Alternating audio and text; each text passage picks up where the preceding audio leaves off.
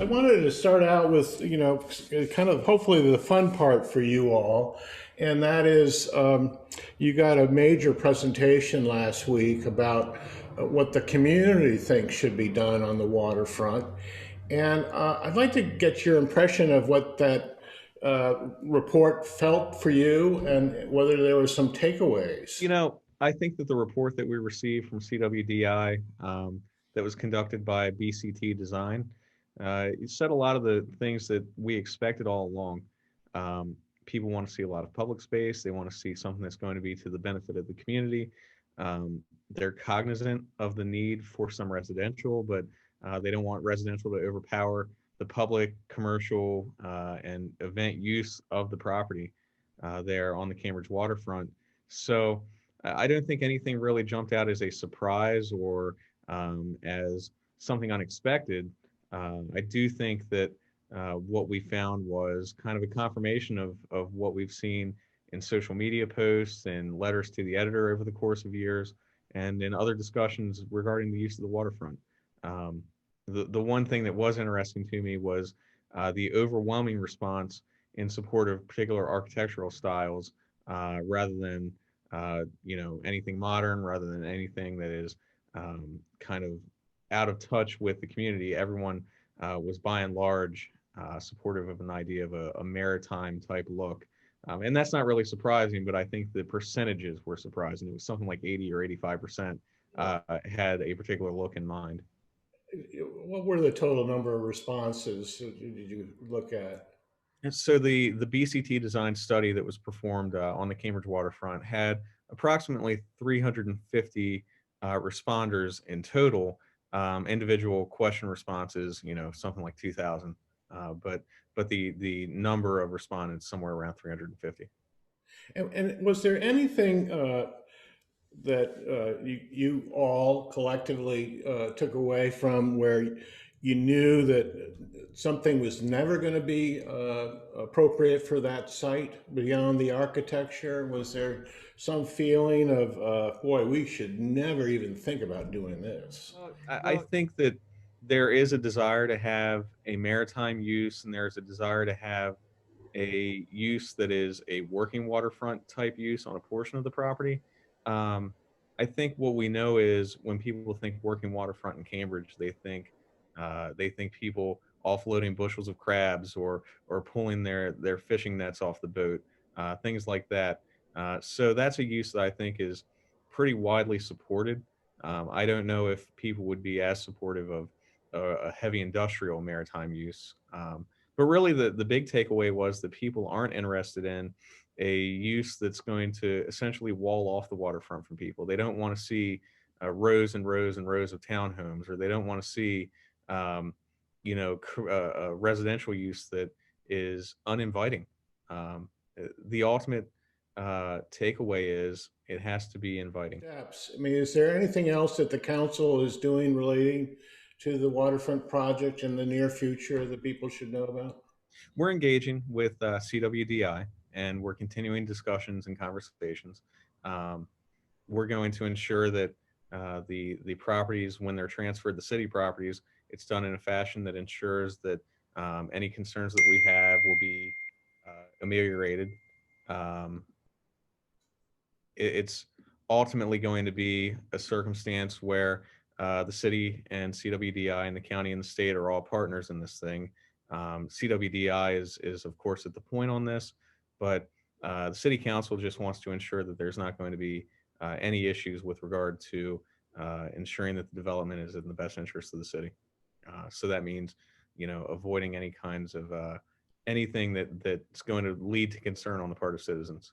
The ultimate, I think, determining factor is going to be what economically can be viable while also meeting the needs and the desires of the people that live in Cambridge. There's a balancing point, and we can't swing too far one way or the other. What's most economically doable for a developer won't be in the best interest of Cambridge, and what's most in the best interest of the folks that have responded to this survey may not also be buildable from a simple economics perspective. And finding the balance is where we're going to have to be to make this thing work. I think the next couple of questions are basically related to the budget, but the first one kind of comes back to our original discussion last month about the challenges of finding police officers for the city in a very competitive market. And I guess some readers have felt that the crime rate has gone up. I don't know if that's accurate or not, but there was an interest in your point of view on where we can go with public safety and what are the ramifications as we go into a budget cycle. So one of the things I've discussed with the city manager is during this budget cycle, trying to find the money to get our police paid where they need to be, and that includes annual pay increases that had been promised as part of the hiring process that haven't been implemented for officers. So we are very cognizant of that. I'm just going to be honest and say that I've been made aware that we have another officer that's leaving the city of Cambridge Police Force, an officer that's got many years of experience and was a real asset to the force and to our community. Um, so we've got to be certain that we are paying our officers, because the key in his exit interview was about the pay. And so to get back on track where we should be is six figures, but we can get there, and we've got to get there, because in a city like Cambridge with 13,000 residents, you can't have 15 or 18 fewer officers than you had a decade ago. You need to have that same number or a greater number. Um, One thing that I think that we've got to consider in the fall, the last council and mayor made a knee-jerk decision to unfreeze hiring for a number of positions in the police force. Now, what that means from a functional perspective is that all those positions have to be budgeted. From a realistic perspective, many of them won't be filled immediately. What should occur is about half of them should likely be refrozen, with the understanding that the money that would fund them in the budget can go to funding the officers that we have and the new recruits we have, and ensure that they're paid to a level that they're deserving. And then as we start filling those empty roster seats, we can look at then unfreezing, continuing moving forward. But we need to, rather than budgeting for seats that won't be filled over the course of the next year, we need to be budgeting for the ones that we know we can get filled. Related again to the budget and priorities, it was noted that the county has canceled their recycling containers program. And the question is, can the city afford to keep this going? So that's a discussion that I've had with two of the commissioners now regarding recycling in the city. As you note, the county has ended the recycling contract for the facility that they were operating on Leonards Lane in Cambridge, across from the City Public Works Department. We're going to have to find an answer to that, and find it quickly. One thing that we've been discussing, there is a large sum of federal monies that's going to be provisioned for the city of Cambridge. It's going to be roughly $10.9 million over the course of the next 2 years.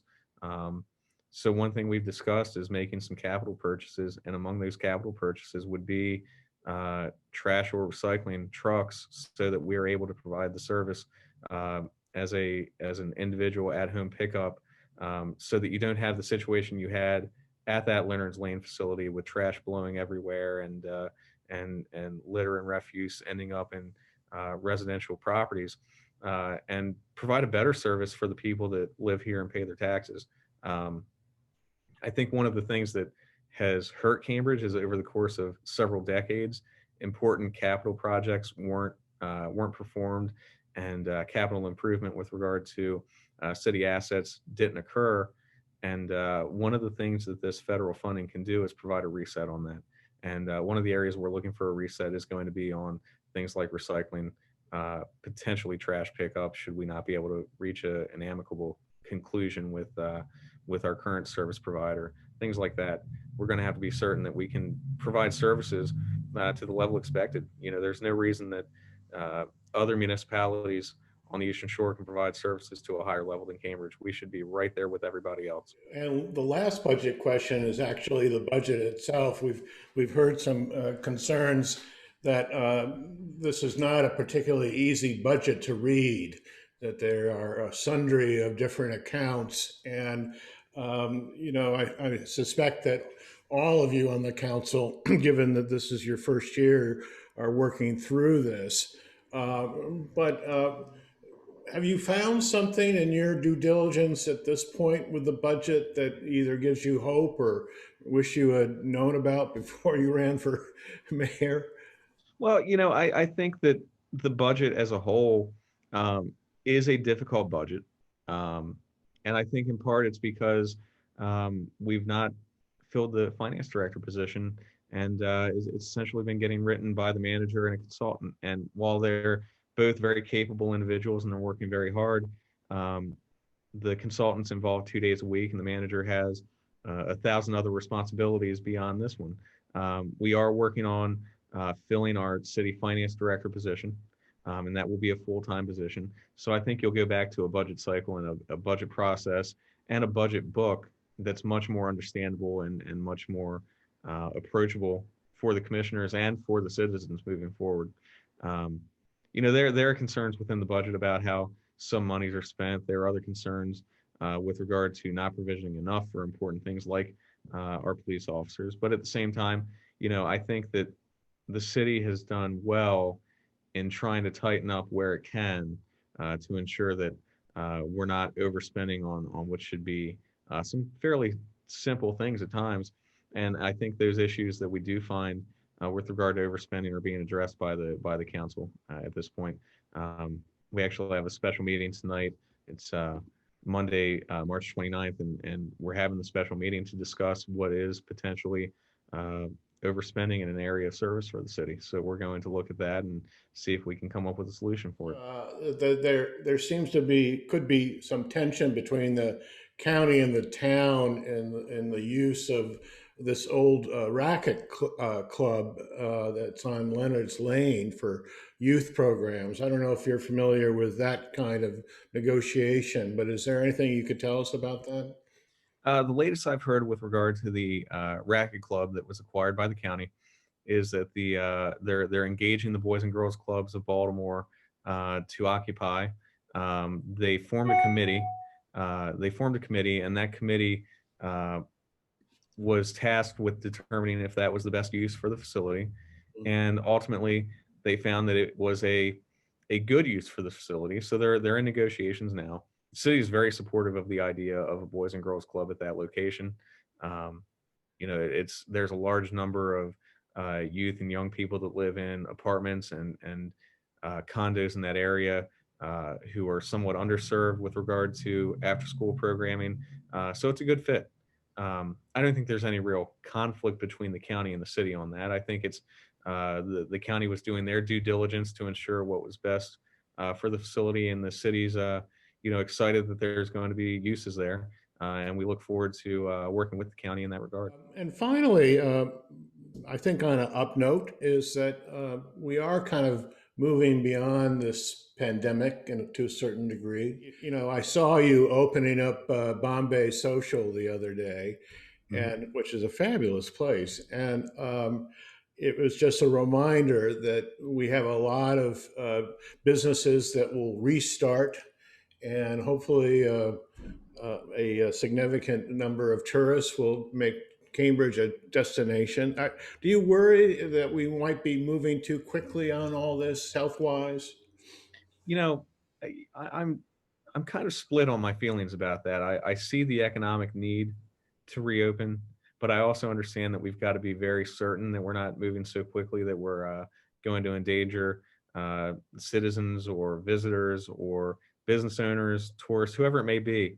Um, One thing that I think is encouraging that I do typically see in Cambridge is that there is seriousness regarding mask usage and about things of that nature. And um, ultimately, as we move forward with openings, we've got to ensure that we're still going to be uh, acting with best practices to ensure that we don't see an uptick in cases. But I do think that I was out last weekend, and there were a large number of people downtown. It was a beautiful day on Saturday, and on Saturday, and it was encouraging to see so many people enjoying downtown Cambridge, and I know that the business owners are appreciative of that and are happy to see diners in the restaurants or shoppers in their stores. But everyone's cognizant that that can go away quickly if things go south, And I think everyone's really serious about ensuring that mask mandates and social distancing are still respected so that we don't have to go backward.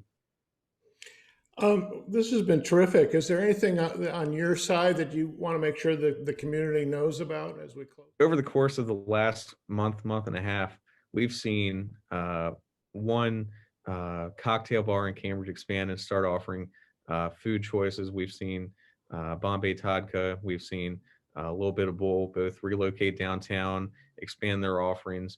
And it's encouraging and it's exciting for Cambridge because here's a place that, around the country, we've talked about loss of business and we've talked about the difficulty for restaurants, and certainly it's been difficult here, but how encouraging is it that over the course of the last month and a half, we've seen 3 food choices come downtown, and not just come downtown, but kind of flourish in the early days.